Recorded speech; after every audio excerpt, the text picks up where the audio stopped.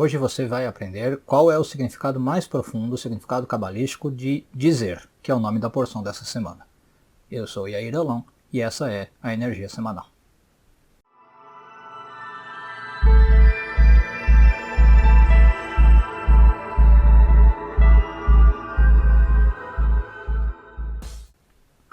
Essa semana nós lemos a porção chamada Emor, que significa diga.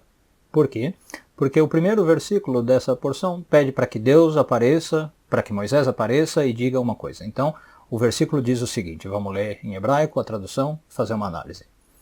Levíticos 21:1. Vayomer Adonai el Moshe, Emor el hakohanim bnei Aaron, ve'amarta aleichem, lenefesh lo itama be'amav. Então, Deus aparece e fala para Moisés, você vai falar com os sacerdotes, filhos de Arão, e vai dizer para eles, né, tal, e aí começa a passar um monte de regra. Então, a questão aqui é interessante. Deus aparece, fala com Moisés, e usa duas vezes o verbo dizer. Ele fala assim, você vai dizer para os filhos de Arão e diga para eles. E no original em hebraico isso acontece com uma distância de 5 palavras. E nada passa despercebido para os sábios da Kabbalah, que eles perguntaram por que usar duas vezes o verbo dizer assim tão próximos, né? Diga para eles e repetir esse verbo.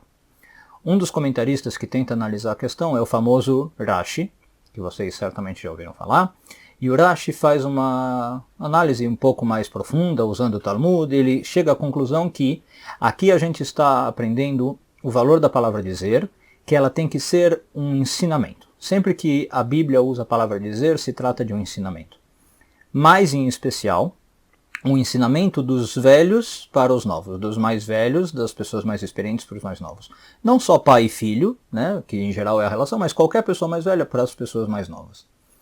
E o Rashi, na verdade, fala que o verbo indicado aqui seria lehazhir. Lehazhir em hebraico significa alertar, né, dar um conselho bom. É isso que Deus estaria pedindo para Moisés fazer para os filhos de Arão. Então, Moisés com certeza era mais velho, os filhos de Arão, né, mais novos. Ele estava lehazhir os filhos de Arão. Mas o interessante é que a palavra lehazhir vem da raiz de Zohar. Né, a mesma raiz de Zohar, o livro do Rabbi Shimon Bar Yochai, que a gente chama de iluminação. Ou o livro do brilho, o livro do esplendor. Então, tem também aqui uma lição mais profunda, que quando uma pessoa vai educar a outra, vai passar uma mensagem especial para a outra, como Moisés fez com os filhos de Arão, ou quando uma pessoa mais velha vai fazer com uma mais nova, ela deve brilhar. O que significa isso? Ela deve transmitir aquela mensagem com luz. Ela deve transmitir aquela mensagem de um modo muito positivo. Inclusive, se ela puder, sendo um exemplo pessoal daquilo que ela está falando. Passar a mensagem com alegria, com vigor, com uma energia positiva. Não de modo sorumbático, de modo negativo, de modo pesaroso, que infelizmente é o que a gente vê em muitas escolas, né? A educação como algo negativo. Não, quando a gente passa algo para o outro, tem que ser com um brilho no rosto. E é curioso, inclusive, ver que depois Moisés passa por isso, né? A Bíblia conta que Moisés tinha o rosto iluminado, tão iluminado que ele precisava cobrir com um véu para as pessoas poderem chegar perto dele.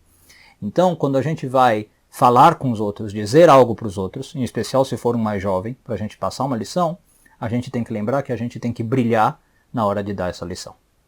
Boa semana a todos.